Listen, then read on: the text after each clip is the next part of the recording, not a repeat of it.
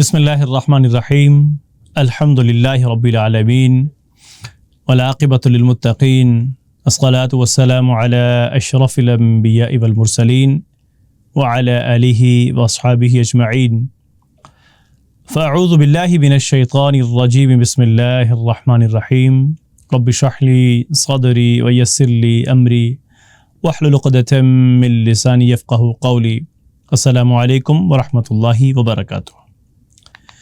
فہم القرآن برائے جماعت ششم، آج اس کے چیپٹر نمبر 12 کے لیسن نمبر 3 کے لیے میں آپ سب کو ویلکم کہتا ہوں۔ آج کے سبق میں انشاءاللہ تعالی ہم سورۃ البقرہ کی آیت نمبر 62 کا مطالعہ کریں گے۔ اس سبق کی تکمیل پر طلبہ اس قابل ہو جائیں گے کہ وہ سورۃ البقرہ کی آیت نمبر 62 کا ترجمہ کر سکیں اور اس کا مفہوم سمجھ سکیں۔ سورۃ البقرہ کی آیت نمبر 62 کی تعلیمات کو عملی زندگی میں اپنا سکیں اور اس کے ساتھ جمع تکسیر کی پہچان اور اس کا درست استعمال کر سکیں۔ آج کا ہمارا موضوع ہے عام قاعدہ۔ آج کا موضوع عام قاعدہ، اس میں ہم آج انشاءاللہ سورۃ البقرہ کی آیت نمبر 62 پڑھیں گے۔ آئیے سب سے پہلے ہم اس کا لفظی اور فقری ترجمہ کرتے ہیں اور پھر اس کے بعد بامحرہ ترجمہ کریں گے۔ ان الذین آمنوا، ان الذین آمنوا، بے شک جو لوگ ایمان لائے، ان بے شک، الذین وہ لوگ، آمنو ایمان لائے۔ آمنو یہ آمنہ اس کی واحد ہے، آمنو یہ جمع ہے۔ آمنہ آمنو وہ سب ایمان لائے، اور اس کے اگر مختصر چابیاں دو رہیں، آمنہ یؤمنو، آمن مؤمن مؤمن ایمان۔ آمنو وہ ایمان لائے، ان الذین آمنو بے شک وہ لوگ جو ایمان لائے، والذین و اور الذین جو، والذین اور جو، ان الذین آمنوا والذین بے شک وہ لوگ جو ایمان لائے اور جو ہادو والنصارى والصابئین، ہادو یہودی ہوئے، والنصارى اور نصرانی، والصابئین اور صابی۔ ہادو یہودی، والنصارى اور نصرانی، والصابئین۔ یہ صابئین کون ہیں؟ اس کے حوالے سے مختلف آراء ہیں مفسرین قرآن کریم کی، کہ بعض کہتے ہیں کہ یہ زبور کی تلاوت کرنے والے تھے، بعض کہتے ہیں کہ یہ جو ہے موحد تھے، موحد یعنی اللہ رب العالمین کو واحد ماننے والے تھے، اور بعض کہتے ہیں کہ یہ کسی بھی شریعت کے ماننے والے نہیں تھے، اور جو رائے ہے ایک کہ یہود اور نصارہ کے دین سے ہٹے ہوئے یہ وہ لوگ ہیں کہ جن کو صابی کہا گیا ہے۔ یہ مختلف آراء پائی جاتی ہیں ان کے حوالے سے مفسرین کے درمیان۔ ہادو والنصارى والصابئین، یہودی اور نصرانی اور صابی، من آمن باللہ، من جو، آمن ایمان لائے، باللہ اللہ پر، من آمن باللہ جو کوئی ایمان لائے اللہ پر۔ ان الذین آمنوا والذین ہادوا والنصارى والصابئین من آمن باللہ، بے شک جو لوگ ایمان لائے اور جو یہودی اور نصرانی اور صابی ہیں، جو کوئی ایمان لائے اللہ پر، والیوم الآخری اور آخرت کے دن پر۔ آمن باللہ، من آمن باللہ جو کوئی اللہ پر ایمان لائے، والیوم الآخری اور آخرت کے دن پر، یعنی آخرت کے دن پر ایمان لائے، وعمل صالحا، عملہ اس نے عمل کیا، اور عمل صالحا اور نیک عمل کیے، جو کوئی نیک عمل کرے، فلہم اجرہم، تو لہم ان کے لیے، اجرہم ان کا اجر، فلہم اجرہم تو ایسے لوگوں کے لیے ان کا اجر ہے، عند ربہم ان کے رب کے پاس، والیوم الآخری وعمل صالحا فلہم اجرہم عند ربہم، اور آخرت کے دن پر اگر پیچھے سے ملائیں گے، اور آخرت کے دن پر ایمان لائے اور نیک عمل کرے تو ایسے لوگوں کے لیے ان کا اجر ہے ان کے رب کے پاس۔ ولا خوف علیہم اور نہ کوئی خوف ہوگا ان پر، ولا اور نہ خوف خوف علیہم ان پر، ولا خوف علیہم اور نہ کوئی خوف ہوگا ان پر، ولا هم یحزنون اور نہ وہ غمگین ہوں گے، اور لا نہیں ہم وہ سب، یحزنون حزینہ یحزن، اور یحزن سے ہے یحزنون جمع ہے، یحزن یحزنون، تحزن تحزنون، احزن نحزن تحزن، تو یحزنون وہ غمگین، ولا هم یحزنون وہ غمگین نہیں ہوں گے۔ اب آئیے ہم اس آیت کی پریکٹس کرتے ہیں تصور، احساس اور دعا کے ساتھ۔ پہلے ہم اس کو لفظی یا فقری پڑھیں گے اور اس کے بعد پھر اس کا با محاورہ ترجمہ کرتے ہیں۔ ان الذین آمنوا والذین هادوا والنصارى والصابئين من آمن بالله واليوم الآخر وعمل صالحا فلهم أجرهم عند ربهم ولا خوف عليهم ولا هم يحزنون إن الذين آمنوا والذين هادوا والنصارى والصابئين من آمن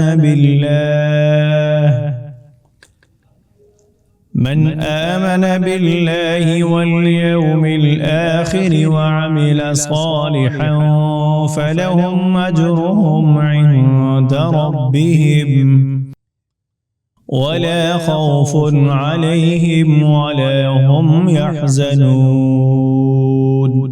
ترجمہ: بے شک جو لوگ ایمان لائے اور جو یہودی ہوئے اور جو نصرانی اور صابی ہیں، ان میں سے جو کوئی اللہ اور آخرت کے دن پر ایمان لائے اور نیک عمل کرے تو ایسے لوگوں کے لیے ان کا اجر ان کے رب کے پاس ہے، اور ان پر نہ کوئی خوف ہوگا اور نہ وہ غمگین ہوں گے۔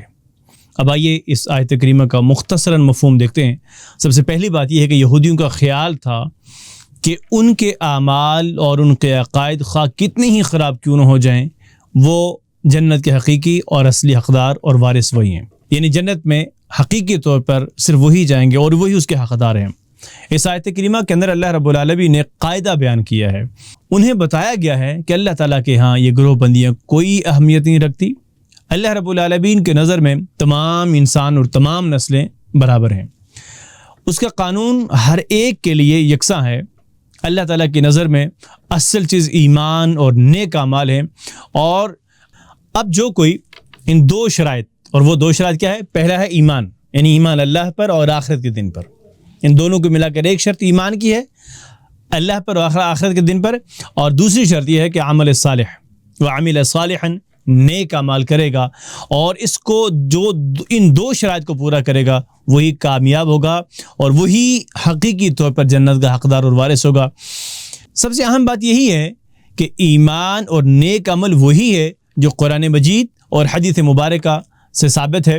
جو انسان بھی ایمان کے ساتھ نیک عمل کرے گا، اللہ تعالیٰ نے اس کے ساتھ بڑے اجر کا وعدہ کیا ہے کہ قیامت کے دن ایسے لوگوں کو کسی قسم کی کوئی تکلیف یا مصیبت یا خوف نہیں ہوگا، یعنی وہ مستقبل میں بھی محفوظ رہیں گے اور انہیں کسی جانب سے کوئی ڈر یا خطرہ بھی نہیں رہے گا۔ اللہ تعالیٰ نے انسان کو زندگی میں طرح طرح کی نعمتیں عطا فرمائی ہیں، اور ہماری اطاعت و فرمانبرداری اللہ رب العالمین کی کسی ایک چھوٹی سی نعمت کا بھی بدلہ نہیں بن سکتی، اور اس کے باوجود اللہ تعالیٰ کی رحم اور کرم کا یہ عالم ہے کہ اس نے انسان کے اچھے کاموں کے بدلے میں بہترین اجر دینے کا وعدہ کیا ہے۔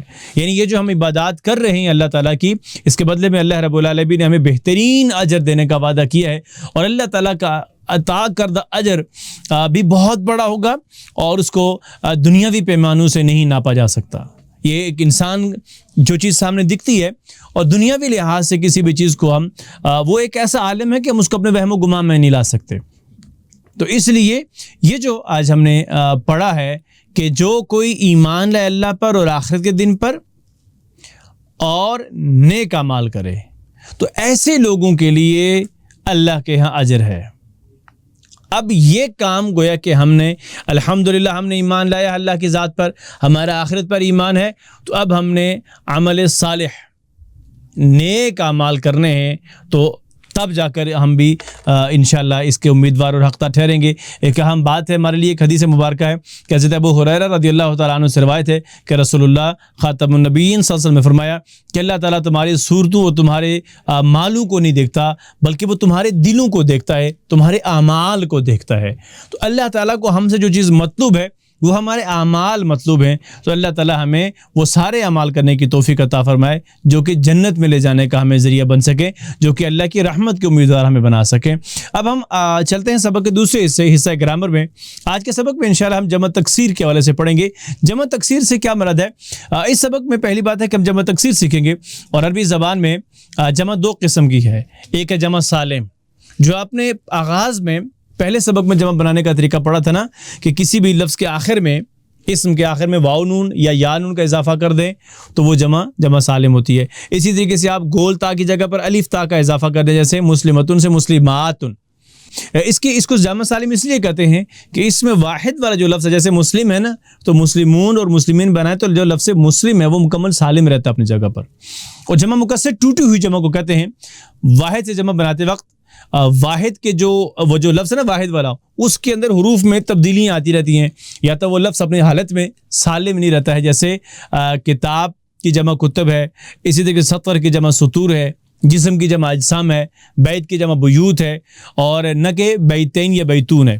تو اس میں واحد کا لفظ سالم نہیں رہتا. اور ایسے جو قاعدے ہیں جیسے کہ جو کہ جمع بنانے کے رولز سے ہٹ کے بھی استعمال ہوتے ہیں, جیسے انگلش کے اندر اگر ہم دیکھیں تو اصول یہ ہے جمع بنانے کے لیے کسی لفظ کے آخر میں, اسم کے آخر میں ایس یا ای ایس کا اضافہ کی جاتا ہے. لیکن اگر آپ مین کی جمع دیکھیں تو وہ مینز نہیں ہے بلکہ مین ہے. تو رولز کو توڑنے والی بھی جمع کی اقسام موجود ہیں. اور ایک اہم نوٹ ہے کہ ان مثالوں کو یاد کرنے کی ضرورت نہیں ہے. جمع مکسر کی کچھ مثالیں ہمیں نیچے دی گئی ہیں, اور سورۃ البقرہ میں آپ ان میں سے بہت سے الفاظ کے معنی جان چکے ہیں. اچھا, کچھ نے ان کو اوزان کہتے ہیں, اسٹائلز. تو جس کے جمع مکسر کے مختلف اسٹائلز ہیں, آئیے ہم ان کو پڑھتے ہیں. جیسے سب سے پہلا جیسے نا الفن, تو اس کی جمع ہے آلاف. اب یہ ایک پیٹرن, جیسے اسم, ابن, باب, بصر, اس کے علاوہ بکر, یہ سارے واحد ہیں. اور اس کی جو جمع ہے وہ ہے آلاف.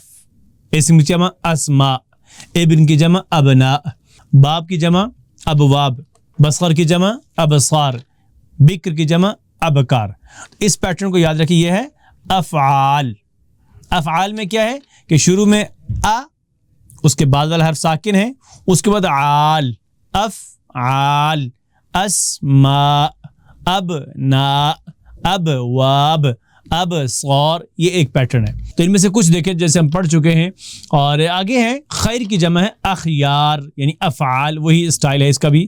رب کی جمع ہے ارباب, زوج کی جمع ازواج, اور سحر کی جمع اسحار.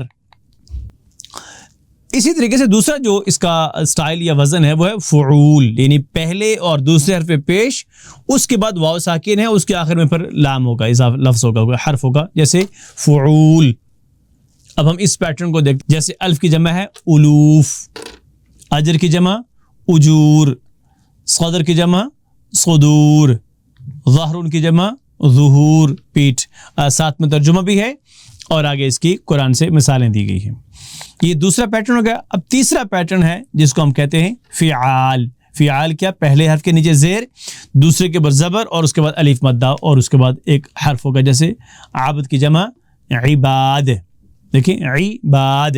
دارون کی جمع دیار, دم کی جمع دماء, اور بحر کی جمع بحار. یہ تین اسٹائلز ہو گئے ہیں. اسی طریقے سے جو چوتھا ہے وہ ہے فعلا.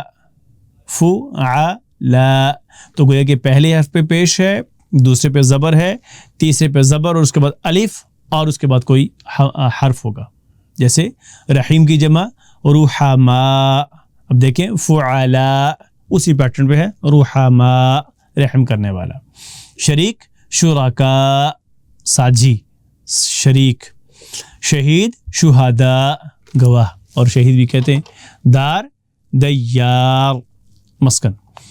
اس کے بعد جو پانچواں اس کا اسٹائل ہے جیسے فعل. اب اس میں کیا ہوگا؟ پہلے پہ بھی پیش, دوسرے پہ پیش, اور اس کے فوراً بعد تیسرا حرف ہوگا. جیسے کتاب کتب, رسول رسل, ذلول ذلل. یہ وہ پیٹرن ہے کہ جس میں آپ دیکھیں تو جمع میں حروف کم ہیں, واحد میں زیادہ ہیں, جمع میں کم ہیں. اسی طریقے سے جو اس کا اسٹائل نمبر یا پیٹرن نمبر 6 ہے وہ ہے افعلا. تو گویا کہ شروع میں کیا لگانا ہے؟ آ لگنا ہے, اس کے بعد والا حرف ساکن, اس کے بعد والے حرف کے نیچے زیر, اور اگلی بات وہی ہے کہ الف مدہ یعنی لام پہ زبر ہے اور اس کے بعد کوئی حرف ہوگا، جیسے نبیون کی جمع انبیاء، نبیون کی جمع انبیاء، غنیون اغنیاء، اور شدید اشداء یعنی افعلاء، اشداء اغنیاء، اور ساتھ ترجمہ جیسے نبی کی جمع انبیاء ہے اور اس کا ترجمہ نبی، پھر اس کے طریقے سے غنی بے نیاز مالدار اور شدید سخت۔ یہ تھا آج کا سبق جس میں ہم نے گرامر میں جمع مکسر کے بارے میں سیکھے اور اس کے کچھ اسٹائلز ہم نے دیکھے۔ مشق میں ہے تفہیم میں کہ درجے میں درست جواب پر درست ٹک کا نشان لگائیے۔ عربی زبان میں جمع کی کتنے اقسام ہیں؟ 2 ہیں، 3 ہیں، 4 ہیں، ظاہر ہے 2 ہم نے پڑھی ہیں۔ ہادو سے مراد صابی، یہودی یا عیسائی ہیں، تو جو آپ نے کتابیں پڑھا ہے ترجمہ وہ اس میں ٹک کیجیے گا۔ اللہ تعالیٰ نے نیک اعمال کرنے والوں کے ساتھ وعدہ کیا ہے، مال و دولت کا، اجر کا یا دنیا کا، تو بڑے اجر کا جو آپ نے ترجمہ پڑھا اس پہ ٹک لگائیے گا۔ نیچے دیے گئے خالی خانوں میں قرآنی الفاظ کا ترجمہ لکھیے۔ فَلَهُمْ أَجْرُهُمْ عِنْدَ رَبِّهِمْ فَلَا خَوْفٌ عَلَيْهِمْ وَلَا هُمْ يَحْزَنُونَ، آپ ان کے نیچے ترجمہ لکھ دیجیے گا۔ اور مندرجہ ذیل الفاظ کی جمع لکھیے، جیسے بصر کی جمع جو ہے حجر، زوج، قوم، اذن، عہد اور عجل، عجل، ان سب کی جو جمع آپ نے پڑھی ہے اس کو نیچے لکھ دیجیے گا۔ اور آخر میں ہے کہ درجل سوالوں کے مختصر جواب تحریر کریں۔ یہودی جنت کے بارے میں کیا دعویٰ کرتے تھے جو آپ نے سبق میں پڑھا اس کو تحریر کر دیجیے گا مختصر۔ اللہ کے ہاں کامیابی کا معیار کیا ہے اس کا مختصر جواب تحریر کریں۔ جمع سالم اور جمع مکسر میں فرق جو آپ نے سبق میں پڑھا اس کو تحریر کر دیجیے گا۔ تم میں سے بہترین ہے وہ شخص جو قرآن سیکھے اور سکھائے۔ اللہ رب العالمین نے الحمدللہ ہمیں اس بہترین سلسلے میں شامل ہونے کی توفیق دی ہے محض اپنے کرم سے۔ آئیے ہم اللہ سے دعا کرتے ہیں کہ اسے ہمیشہ جاری رکھنے کی توفیق عطا فرمائے۔ سبحانک اللہم و بحمدک، اشہد ان لا الہ الا انت، استغفرک و اتوب الیک۔